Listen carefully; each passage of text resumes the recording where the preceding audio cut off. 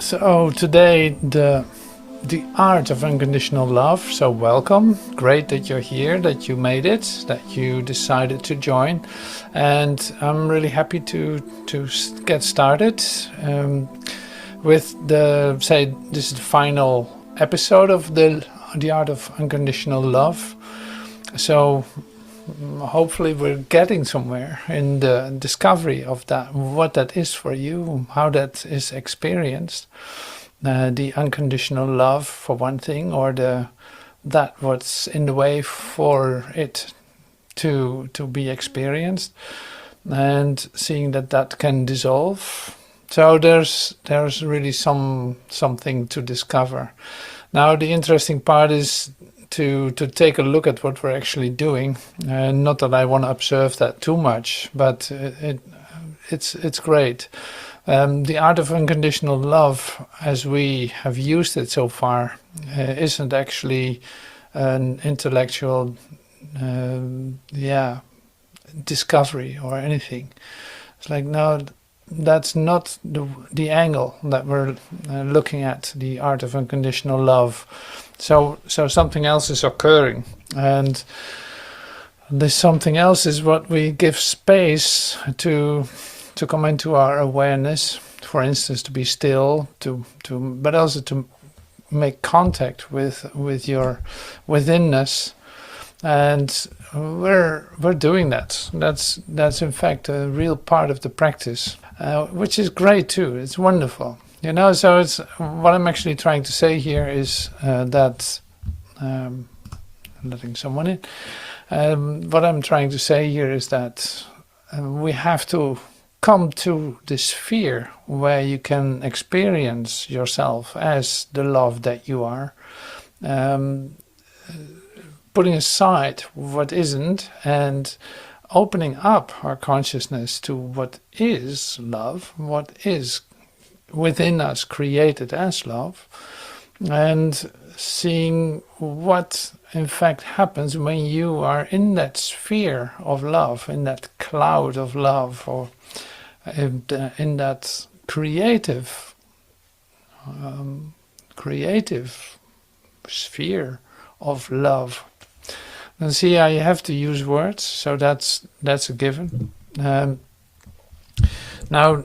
the part that was a lot involved in us and in you and me trying to discover love is in fact using form for that, to discover it, using body, using touch, using attention, using specific bodies, using all this is like a big part of the discovery was with that. And basically also to discover what is not love. And so you have used bodies for that, to say, no, I don't want that body, I want that body.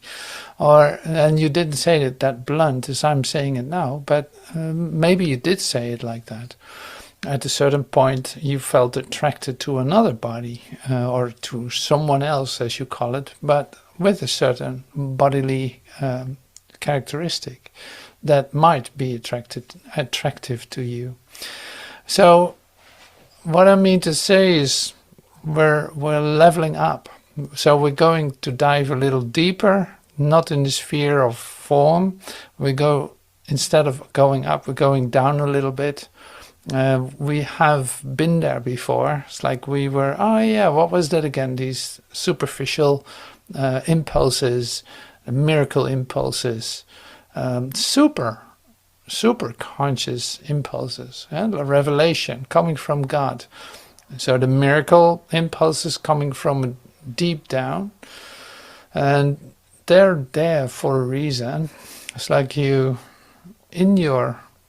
not going to express it completely, but it's more like in your ignorance, in your growing up as a human being in the last 20,000 years, maybe, you have developed the skill to suppress, in fact, the direct impulses that are there, whether they come from above or from down under. It's like in the sense of miracle impulses. You have pushed those impulses down and made it superficial and act things out on the superficial level, where you used form in order to express these impulses. Huh? And see, here's not a matter of judgment or anything. It's like, no, it was just a part of the history of that, what happened to you in your development as where you find yourself now. Now, see, I use this introduction, in fact, to bring you to the place, or to let you find the place that you are experiencing now. Where are you experiencing love? Where is that?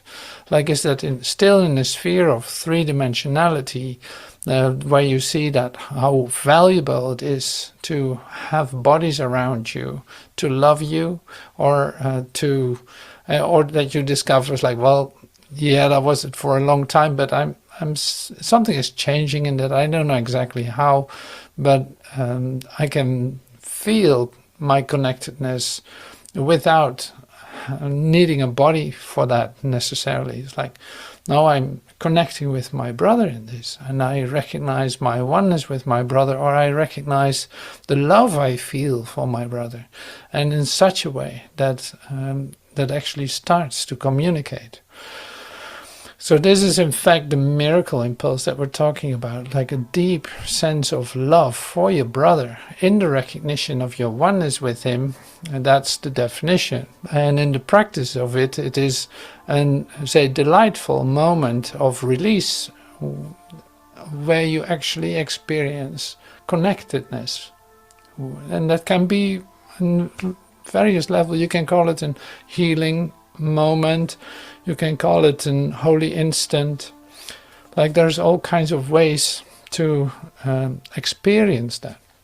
Now, this is great when you discover it, something opens up and you say like, wow, see, I wanted to experience this. I know that I can love my brother without disturbing the social relationships that I have developed or defined before. Now, this has nothing to do with that directly. So it's also not a disturbance of it, because I feel that I want to love everyone wholeheartedly, no matter where I am. I feel the love for my brother. Now, how am I going to express that? If I express my love totally to someone, this, say, partner of this person might not really appreciate that, thinking that there's a moment of crisis coming up in which something is disturbed, and like, you chose for me and now you're doing this. How is that? Like, I speak from experience. That happened. It's like, now you have chosen for me and now you're loving this one too and this one too. Like, how's that possible? Well, this was a natural expression. Like, yeah, of course, I love everyone. It is not that I start a relationship and be till death do us apart. But it's like, no, the love I feel for my brother I can express. It is a beautiful way of communicating. And so, you know what I'm saying? It's like, yeah, everyone recognizes this, and it feels very natural to be open to love. Huh? This is also a part. Now, in the art of unconditional love, which is then really what a development of art is, is that is a possibility. Huh? This always, it is always possible, but you learn the art of love, the art of unconditional love. You really learn by listening, by staying so close to your heart, but also so close to receiving. Am I supposed to give this miracle? Am I supposed to, well, what is it? Who do I need to meet? What do I need to say? Where do you want me to go? So it's like, this is the way to do this under full spirit guidance. Otherwise, it's going to get messy, because you are, with your human mind, not able to do it any other way than being very selective.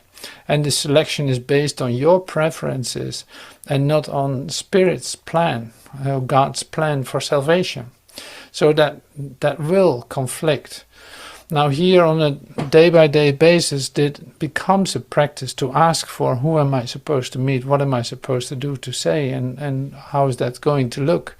And you will be surprised how well this guidance works, because every time you listen to this, the connection that you will have that spontaneously comes to you, or you feel spontaneously to express that, will be a healing moment for the ones involved, including yourself, of course.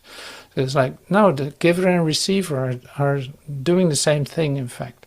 But you are aware of the fact that you can offer miracles, that you can trust this impulse that comes from within to love your brother. You're like, this is a very natural thing. Now, developing the art is then learning to listen to the guidance that you get on a moment-by-moment basis, so that you come into an acceptance of, no matter how it looks, you're happy with it, because I want to follow in my appointed way. I'm not determining anything. How would I know how anything should look?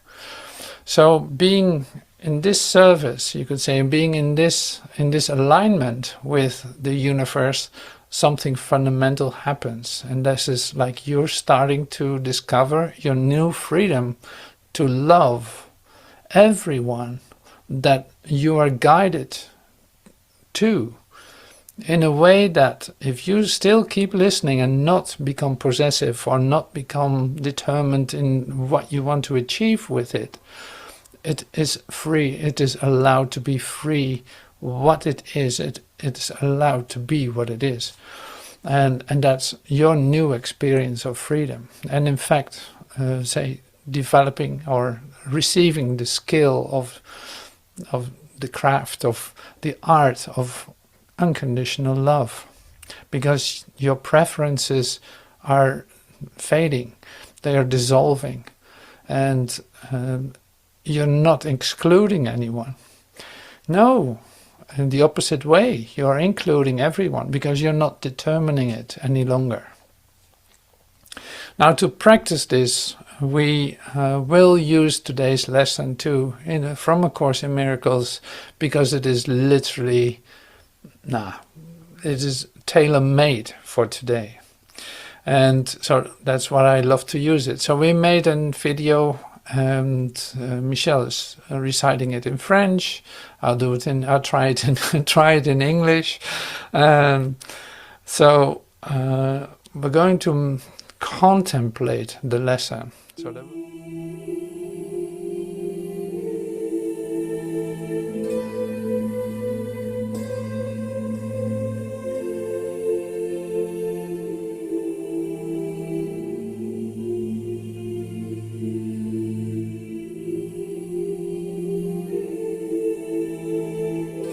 I follow in the way appointed me.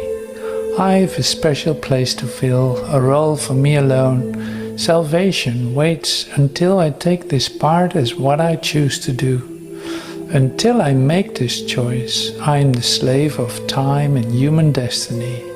But when I willingly and gladly go the way my Father's plan appointed me to go, then I will recognize salvation is already here, already given all my brothers, and already mine as well. Father, your way is what I choose today. Where it would lead me, do I choose to go. What it would have me do, I choose to do. Your way is certain and the end secure. The memory of you awaits me there, and all my sorrows end in your embrace, which you have promised to your Son, who thought mistakenly that he had wandered from the sure protection of your loving arms.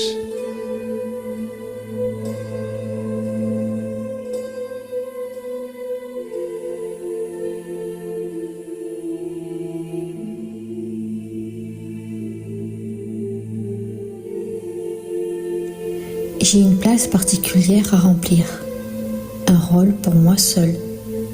Le salut attend jusqu'à ce que je prenne ce rôle pour ce que je choisis de faire. Jusqu'à ce que je fasse ce choix. Je suis l'esclave du temps et de la destinée humaine. Mais quand je vais de plein gré et avec joie dans la voie que le plan de mon Père m'a assignée, alors je reconnais que le salut est déjà là, déjà donné à tous mes frères et déjà à moi aussi. Père, ta voie est ce que je choisis aujourd'hui. Où elle voudrait me conduire, je choisis d'y aller. Ce qu'elle voudrait que je fasse, je choisis de le faire. Ta voie est certaine et la fin est sûre. La mémoire de toi m'attend, là, et tous mes chagrins prennent fin dans ton étreinte que tu as promise à ton Fils, qui pensait à tort s'être égaré de la protection sûre de tes bras aimants.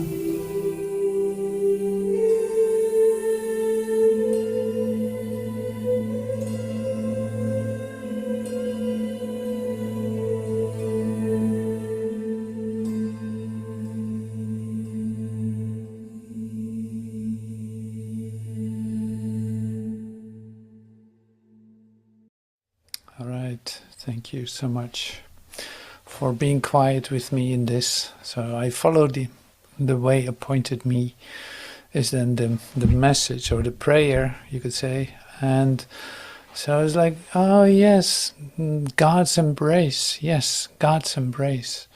It's like that's where the love is. When I feel that, I am what love is. I melt into that. So this is the practice of love. So by receiving that for yourself, you give it, but it's like, allow yourself to be touched by God. Allow yourself to feel the love that you are. And whatever helps with that. And that's the same with when you are, say, guided to come to be with someone, you could say, and you feel like you want to express your love for your brother. How do you do that? It's like, what is the practice of that? How does that work then? Like, just loving? No. It's like, let it be shown. Receive it for yourself. Feel that. Feel the love for God. Feel the love for your brother. Feel it yourself. And then it's like doors are opening to you and from you. So then you demonstrate it. It's like simple in that sense, but the thing is that you don't need to do anything for it. You see it in a different way, and that's so beautiful. It's like you see it in a different way. Suddenly you give the space for yourself and your brother to feel that. That's really like the miracle. It's a spontaneous occurrence. If you try to do it, it's not a spontaneous occurrence, and it will miss its point. But if you allow that to happen and say, feel that yourself, which is the most important part, it's about you feel that. You allow yourself to open up for the love of God and the love for your brother. And then that can happen to you. That can spontaneously occur. Now this, I use words for it to express it, but it's like, of course you recognize this, but the tendency is that you think that you have to do something for it, and that's just not the case. So that saves you a lot of failure, you could say, a lot of disappointment. So it's a spontaneous occurrence. You have nothing to say about the moment that it occurs, or to whom, or to what, or who knows how. Here you are, being completely open and willing to love everyone and yourself, receiving that for yourself. This is the free arts of unconditional love. So it's not determined, it is not done, it is not like none of that. That makes it unconditional and completely God dependence. So that's one of the conditions. It's complete God dependence.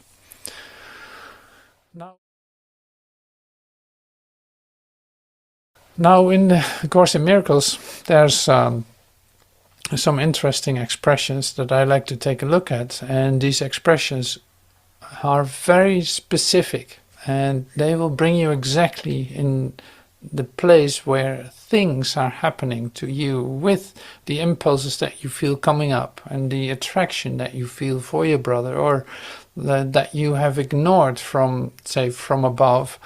And still, this all plays a role in your experience of yourself.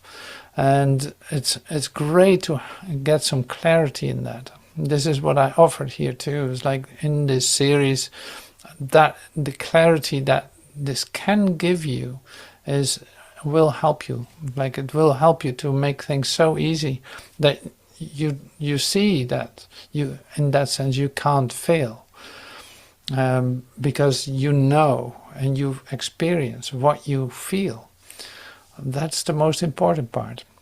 See, we saw this before. So it's like that's a couple of layers. Subconscious, a deeper subconscious layer where the miracle impulses are, where you feel the true intimacy. You could say that your love for God can start here. Can start here. Then there's the subconscious superficial level that has a lot of exchange with your daily existence, consciousness of your daily existence. And the communication from above, you could say, which is of course all within you, the super consciousness, revelation, the soul, God, self, is that what directly communicates with you. It's like you see the arrow, it's one way. It communicates with you. It comes from God to you. And that's one thing, of course. So it's like in a moment in your daily existence, suddenly that comes your way. Suddenly there's communication, like a revelation. A deep, completely fulfilling moment in where doubts and where doubts have disappeared. So you feel an incredible certainty. And for the rest, it's like it's an experience, so it's not explainable, but you certainly recognize it when it happens. But this super consciousness impulse, you did something with that too. We come to that later. Now the consciousness of your daily existence, self-identity, relationship, time and space, comfort and safety, you pick up your superficial subconscious impulses, like sex impulses, desires, needs, identity confirmation, gratification, self-preservation. When you feel threatened, it's really related to perception. Like when you feel threatened, you will do everything for your self-preservation. Now, that is not a miracle impulse that you feel then, but a direct survival impulse, like a reflex almost. So a little below that, when you can let go of your perception, you come to deeper impulses where you want something else to happen, where you start to feel the love for your brother or the love for God. It starts from a place within yourself, deeper within yourself. It's not a thought on a superficial level. No, this is coming from a deep place in yourself, and it brings up the miracle readiness for you, your open-mindedness. But forget about this schedule. It is that's just one way. It's one way to express it, but it's not a law. It's not, this is the way it is. So that's why I say, like, forget about this, because we're dealing here with your own experience. it is okay to have a little bit of clarity to see like, oh yeah, this superficial level, because of what we're going to share in a moment, this is kind of helpful. Starting in chapter 2, everything that man creates has energy, like the creation of God. Everything that man creates has energy because, like the creation of God, they come from energy and are endowed by their creator with the power to create. Yeah, so this is, all right, yeah, of course, if there's one power, even in my dream, there's the power to create. Huh? So everything that man creates has energy because, like the creation of God, it comes from energy and are endowed by their creator with the power to create. Miscreation is still a genuine creative act in terms of the underlying impulse, but not in terms of the content of the creation. This, however, does not deprive the creation of its own creative power. It does, however, guarantee that the power will be misused or used fearfully. Now you can say, like, where is that to do with? Well, this has to do with, using these impulses in your daily existence and not really knowing what you're doing, but using it for your own plan, using on your preferences, on your ideas about what should happen. You get it done. You have a certain outcome that you're looking for. You have certain, bodies that you use for that, or certain, like this. So it's an active use in the three-dimensional definition of yourself. And it's related to your plan. Now this is in contrast to what I shared before. In fact, like allowing it to be open, not giving it, any direction, but allowing that to be shown to you, and allowing these impulses that you feel, still letting them be directed by listening, by not acting out, not this, not that, but feeling the confirmation of peace and connection by doing so. So that's totally different than using it for your own purpose, with your own ideas, with a certain outcome, with certain preferences, and certainly also some things that you absolutely don't want it to be used for. Like forgiving your enemy might not be your favorite thing. Now here's so-called an enemy in front of you. Are you allowing yourself to forgive? This would be a great example. Like, are you allowing yourself to forgive? Are you allowing to feel the love for the one that's with you, even though you just classified him as an enemy? It does not have your preference, and in that sense, it is a preference. You don't want this one. You want to forgive everyone, but not this one. You know that feeling? It's like you don't want to forgive that one. No, that's the last one. Now here, boom, there it is. Here's your healing opportunity. Now what are you going to do? You don't do anything. So you come back to yourself. You, instead of acting or trying to make it well, to trying to fix this, you're going to go to your withinness, to come to the place where you actually feel dislodged from what you've perceived. This would be, you could say, the ideal way of doing this. Now you might need help with that. Sure, absolutely. So that's fine too, of course, because you're in training. You're trying. Like all your brothers are so-called your guinea pigs almost for your practice. So you want to practice forgiveness. Well, here's one that comes your way. Now, let me see if you're able to listen and not act, to receive, to feel love, while first you felt the adrenaline coming up to attack, and now you release that and you come here in yourself starting to feel first maybe anger, but then you go deeper into that.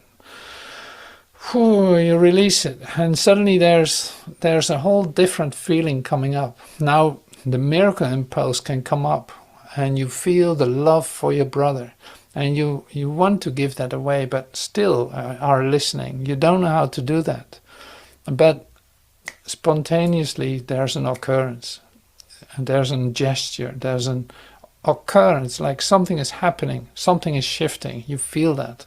And suddenly you find yourself in communication, being lifted out of the situation, being free of your tendency to attack. This is an example of that. I really love this, to express it this way, because it is that simple. And that is the only thing that will work. Like in that sense, it is the only thing that works, because you trying to fix this, you have tried it. You trying to forgive the one while you actually see him as the one who did it, that will not be very effective.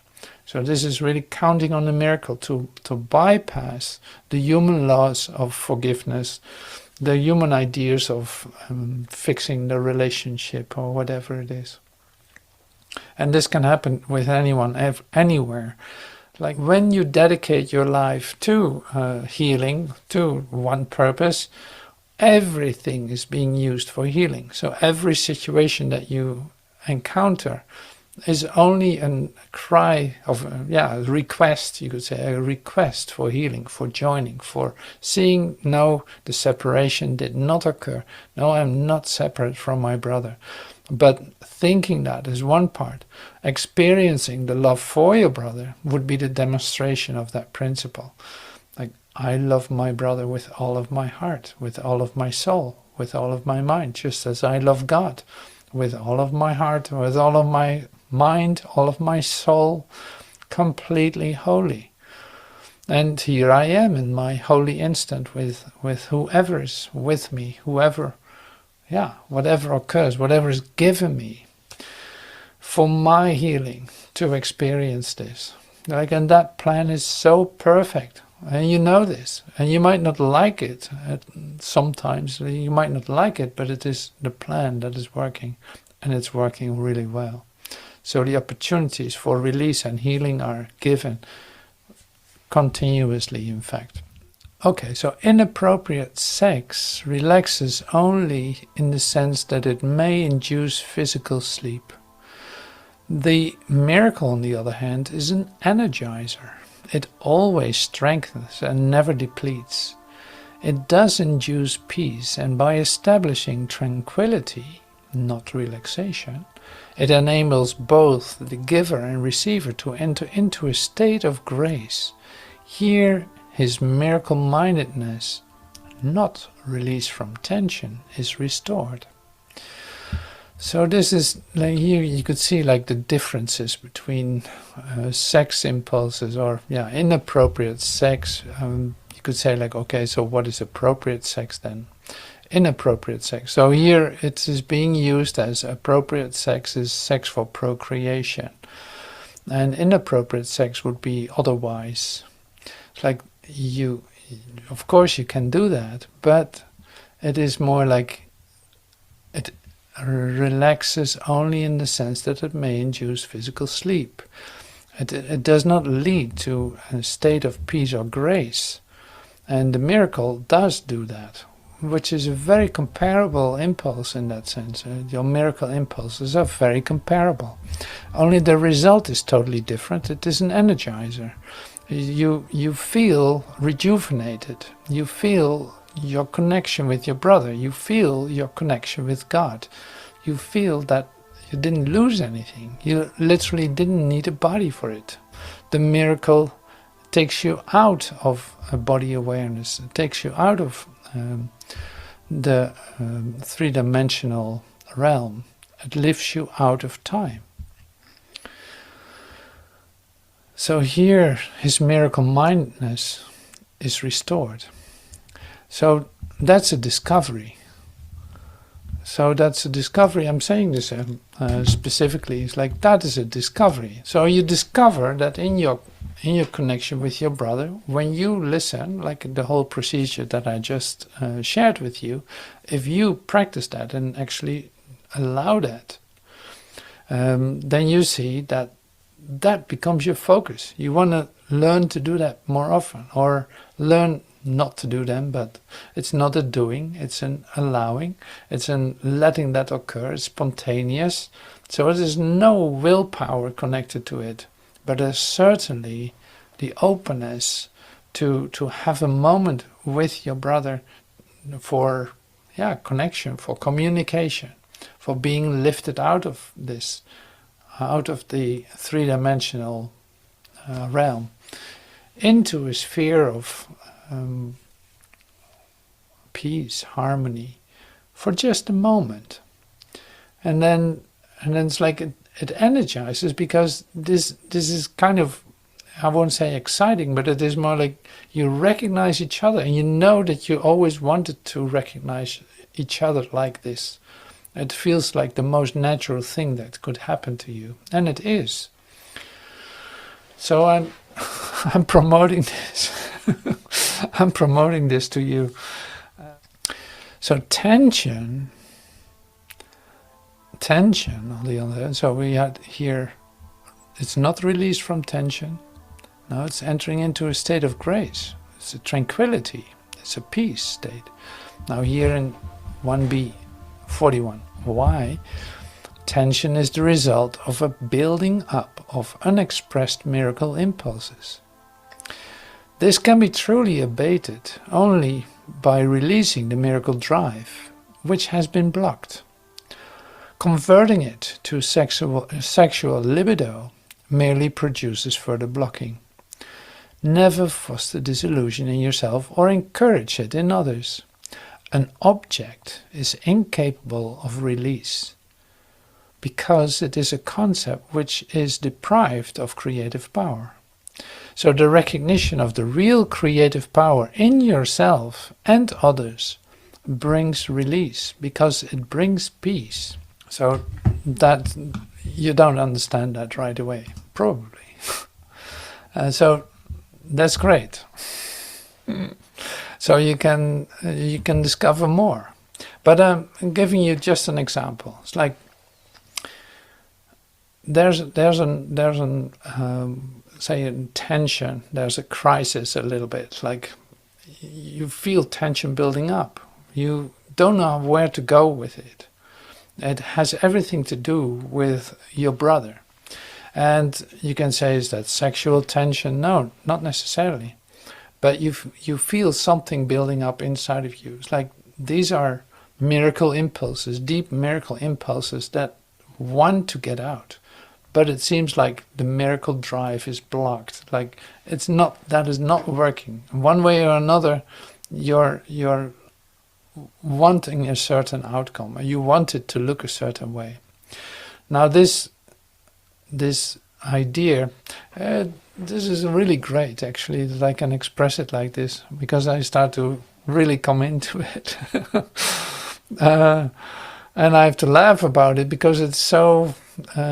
you can't get to this that easily in trying to express this. But here I'm actually doing it.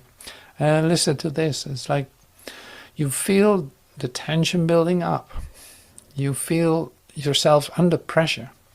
And that can easily happen with coming into moments where you know something else is possible. You have your human experience. You dealt with it in a human way, but you know that's not an option anymore this way. So you feel this pressure building up. Now what do you do when pressure is building up in you? Literally, in fact, the light is really putting its weight on you, almost like you feel the pressure of the light. There's a possibility there, but you have no idea how to get to it. Remember, yeah, can you relate to this? Like you feel there's another possibility, you feel that building up, it drives you a bit nuts. That's how much it is like a tension, then what do you normally do in terms of when you feel the pressure, when you feel very much like a discomfort building up in yourself? What is the easiest way out for you? Now, that might be a sexual release, a moment of sexual release. That can very well be. It can also be doing other things like numbing yourself, or whatever way you express that. I don't have to give you too many examples of this. You know exactly what you do. Or maybe start eating. That's what some do too. It's like you start to do that. It's like, I'm not saying that's bad or anything like this. No, it's a sure sign that you experience tension, that you feel something is building up. So this was the example that I wanted to give. And then the next thing is, if you try to release that on a horizontal or three-dimensional level, it doesn't release. It doesn't really work. So it's still the same situation. Nothing changed in it. So this is really where you have to come to the awareness that this is the case, when that happens. Like my human tendencies to release the tension in search for peace, but to release this tension, the way that I've been doing that is not working, and it will never work. So I keep circling around in situations otherwise.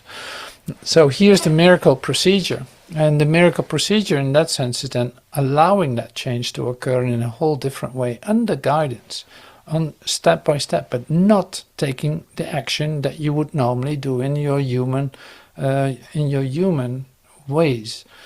Now you ask for a miracle. You come back to yourself, in fact, and feel actually what you're feeling. And also, in asking for help, in fact, you already ask for a miracle too. Now this can spontaneously happen. It's not under your control. It's not like you have to give the whole situation over. You're not going to want a certain outcome, but you do ask for a miracle. Now this is great, because then, in fact, when you fall into that, it might even be a devastation. When you fall into that, suddenly something can shift, and in fact the miracle drive is active again, and it's opening up for you to love your brother and love God. And that is the real tranquility that brings you peace, that brings you the grace that you were looking for. So this is very recognizable when you're in the transformation, like we are, like coming together to meditate, in fact, inviting the light in. Well, the light comes into every place, but you dealing with that physically, emotionally, might be a different thing, that suddenly it's too much, you just don't know how to get out of it. And now you have a skill, you have a possibility of, this way I can actually do that. Not acting, sitting back, breathe, relax, feel, handing it over, asking for a miracle, something else. I want something else to happen. There has to be a different way of dealing with this. I want to discover that, and I'm wide open to let that happen. Now here we come to the chapter 4.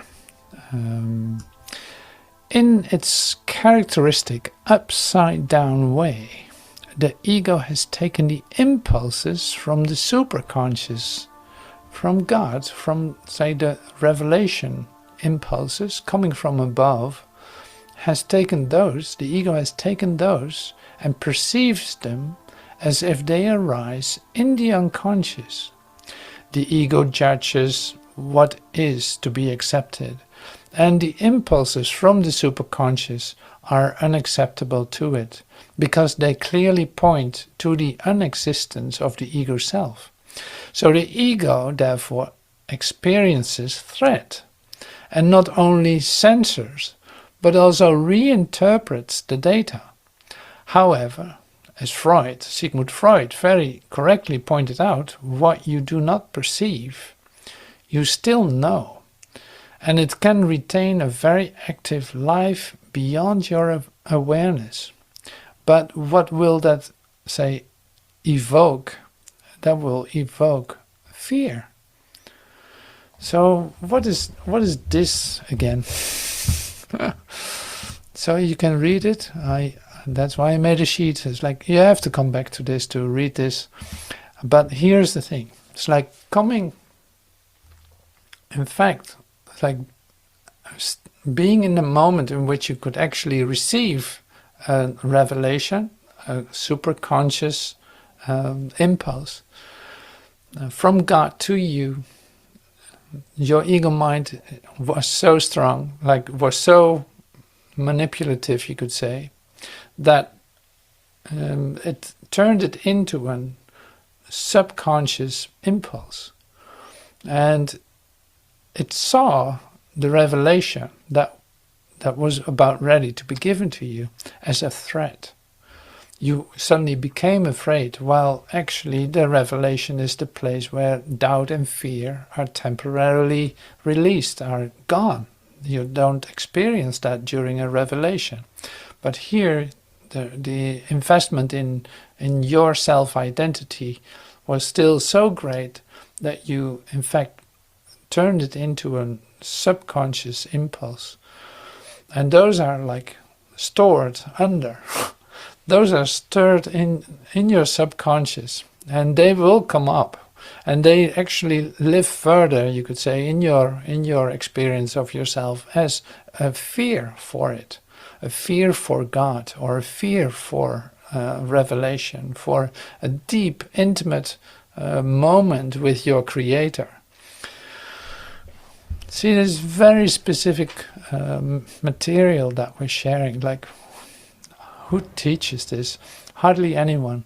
But it's really great to take a look at it, because it will help you to discover, when I feel this fear impulse, and when I have ideas about God that I might be afraid of God, or am actually not experiencing anything, you can say like, well, that is probably a sign that you are afraid of a direct contact with your Creator. That's what every human has, in fact. Now that can be healed. That's why we're doing this. That's why there are possibilities to ask for a miracle, to first come into more practice of the holy instant, of your holy moment with your brother, where you release your attack thoughts, where you release your ideas about your brother and simply start loving your brother. By experiencing that first yourself, and then it all falls into place. Not how you think it should look, but how it is given. Now, all these steps are all parts of learning. You don't get this right away, mostly. At least I did not. So I learned it all step by step by step by step, and starting to become more, coming into a clarity that is actually totally helpful to not be afraid of anything anymore. And also allowing these deep fear impulses to come up and let them come to the surface, seeing that it's not what it appeared to be. Hence the initial spiritual awakening that I had. I was completely connected to that. Okay, so a crucial source of the ego's off-balance state is its lack of discrimination between impulses from God and from the body. So a crucial source of the ego's off-balance state is its lack of discrimination between impulses from God and from the body. Any thought system which makes this confusion must be insane, yet this demented state is essential to the ego, which judges only in terms of threat or non-threat to itself. Yeah, so here we go. Well, you have to read that a couple of times too. But what it actually says then is this. It's like you have a body confusion, you could say. So the impulses that you have translated into sexual impulses are not real sexual impulses in that sense. It's okay to live them, but it's not, in essence, not what will set you free and bring you in a deep experience of your connectedness with your Creator. So here we are. It's like the tendency of the human mind, the ego mind, is to use anything for the body, because it's totally focused on a body identity, since there's the possibility of death, of an annihilation, of an end, of a temporary suffering timeline of suffering and lack and all this, but it has an end. So the body is essential in thinking of ego mind. And so all the impulses that it feels are related. Does it relate? Really is a confusion, but does it relate with the body impulses? It tells that the body has the impulse. So hence the sexual impulse is like literally the translation into a body identity, a body having a certain need, a body having a certain rhythm, a body has a certain characteristics. All of this is like it's all projection from the ego, no mind, which is confused and insane, to the physical appearance related, also made up by the ego mind. Now you can say like, okay, so what am I supposed to do with that? So what is the next step? And then, so here it's not like we're going to deny everything. We're not going to do this and this and this and this and this. No, we have tried that. Like deeply through all the ages of religious institutionalization, you could say, like in these years and years and years, there has been developed a set of rules that sex is bad, this is bad, you shouldn't be doing that, you shouldn't be doing that. So there's a behavioral law set up in what you do and what you don't do. Now this is the age, this is the moment, this is the time that be completely undone and relinquished. Like, no, this is not about behaving differently. No, absolutely not. It's like, no, this is all a different story. Since your life is dedicated to healing, this all is included in the process. Everything, like I said this before too, it's like invite the spirit into your life, into your bedroom, into your who knows where.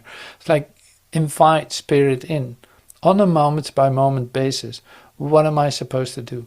How am I supposed to look at this? What am I supposed to, how can I love my brother as myself? What does it mean, the love of God? Where can I experience, like how can I experience revelation, or what is grace? And all this will come to you, but you don't have to connect it with your body any longer. You can still do that, but you will start to see once you're coming into different experiences that changes too. And so it's like a matter of inclusion. It's no rejection. There's no judgment related to it. There's no good and bad acting. No, it's all about recognition of, in fact, a momentary instruction, guidance.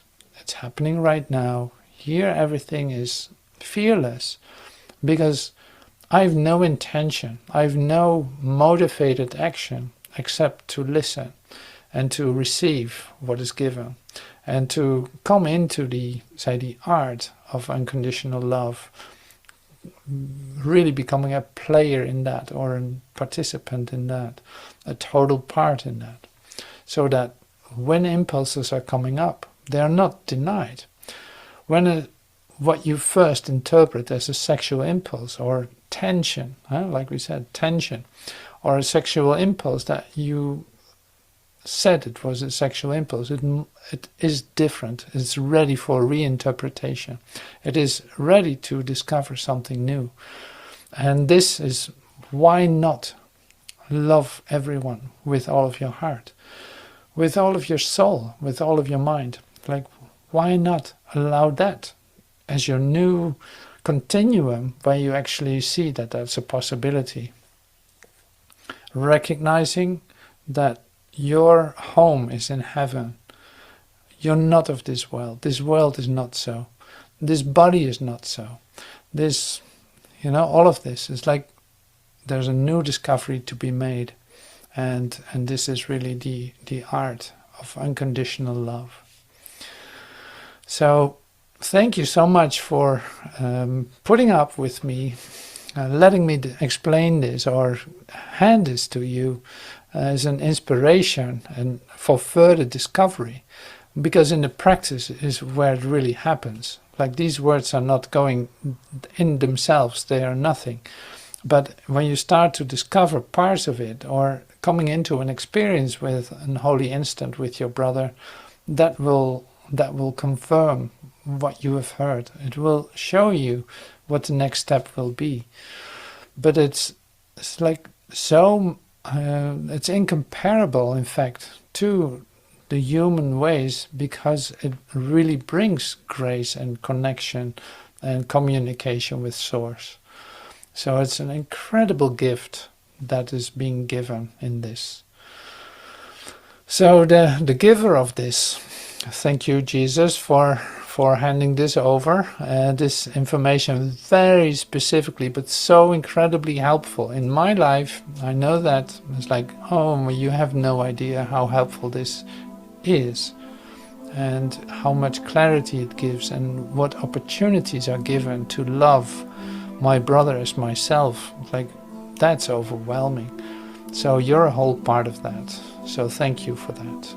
And thank you so much.